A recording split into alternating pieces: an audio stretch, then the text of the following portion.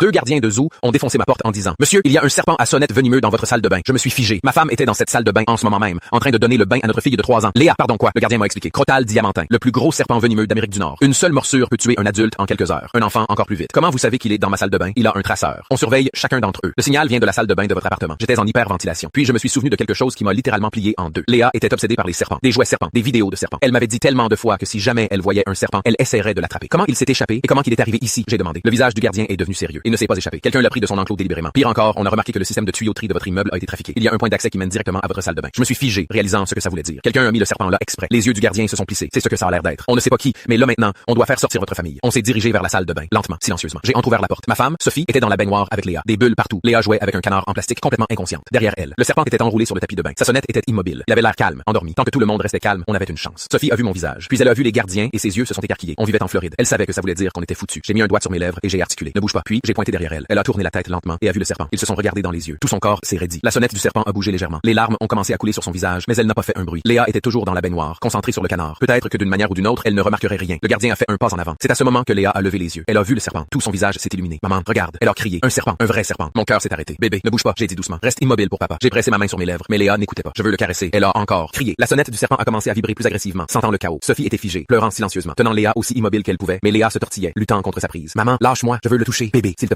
plaît, reste immobile. La voix de Sophie se brisait. Le gardien a fait un pas dans la salle de bain. La tête du serpent s'est levée, langue sortie. Tout le monde s'est figé. Puis Léa a vu son moment. Elle s'est élancée. Son bras s'est tendu vers le serpent. C'est à ce moment que le serpent a frappé. Son crochet s'est enfoncé dans l'avant-bras de Léa. Léa a hurlé et s'est mise à pleurer. Le sang a commencé à couler. Gonflement instantané. Ma femme a crié. Le gardien s'est déplacé et a attrapé le serpent derrière la tête, l'a cloué au sol. L'autre gardien a composé le 911. On a besoin d'une ambulance maintenant. Une fillette de 3 ans a besoin d'antivenin immédiatement. J'ai attrapé Léa et j'ai enveloppé son bras. Puis j'ai couru. Ma femme et moi tremblions pendant tout le trajet jusqu'à l'hôpital. Léa entrait et sortait de la conscience. Aux urgences, elle a été emmenée en soins critiques. Les médecins l'ont entourée. Antivenin, perfusion, des machines qui bipaient partout. Sophie et moi étions assis dans la salle d'attente en nous tenant l'un l'autre. Aucune idée si elle allait s'en sortir. Les heures ont passé sans nouvelles. Puis les deux gardiens sont entrés avec un policier. On l'a trouvé, la personne responsable. Ma femme et moi avons levé les yeux. Il est au poste en ce moment. Les gardiens m'ont pointé du doigt. Vous en particulier, venez avec nous. Pourquoi moi? Vous verrez. J'ai regardé ma femme. Elle a hoché la tête. Ils m'ont conduit au poste et m'ont mené dans un couloir. On s'est arrêté devant une fenêtre. Salle d'interrogatoire de l'autre côté. Un homme était assis à la table, menotté, tête baissée. Je fixais à travers la vitre. L'homme a levé la tête. J'ai arrêté de respirer. Thomas, mon frère. Mais c'était impossible. Thomas était censé être en prison. Je me suis tourné vers le policier. Je dois lui parler. Il a hésité. 5 minutes. Je suis entré. La porte s'est fermée derrière moi. Thomas a levé les yeux et a souri. Salut, petit frère. J'étais figé. Mon esprit s'emballait. Tu es censé être en prison. Il s'est penché en arrière. Je suis sorti plus tôt il y a 14 mois. Mon monde a basculé. Comment tu as fait ça? Son sourire s'est élargi. J'ai eu un travail au zoo. Je bosse là-bas depuis 6 mois. Je n'arrivais pas à y croire. Le système de tuyauterie. C'était toi? Il a ri, fier de lui. Ça m'a pris 3 semaines. J'ai étudié les plans du bâtiment. Je me sentais mal. C'était calculé. Pourquoi tu ferais ça? Ma fille pourrait mourir à cause de toi. Je lui ai crié dessus. Son sourire a disparu. Tu m'as enlevé 8 ans. J'ai foncé ses sourcils. Ouais, parce que tu as braqué une grand-mère de 78 ans sous la menace d'une arme. Il a frappé ses mains menottées sur la table et tu as témoigné contre moi. Tu as choisi une inconnue plutôt que le sang. Tu étais coupable. J'avais besoin que tu mentes et tu ne pouvais pas. Silence. Donc, tu as essayé de tuer ma fille. Il a haussé les épaules. Je voulais que tu perdes quelque chose. Comme j'ai tout perdu, je ne pouvais même pas le regarder. Je me suis juste levé. Maintenant, tu vas tout perdre à nouveau. C'est à ce moment que mon téléphone a vibré. Ma femme, Léa, est réveillée.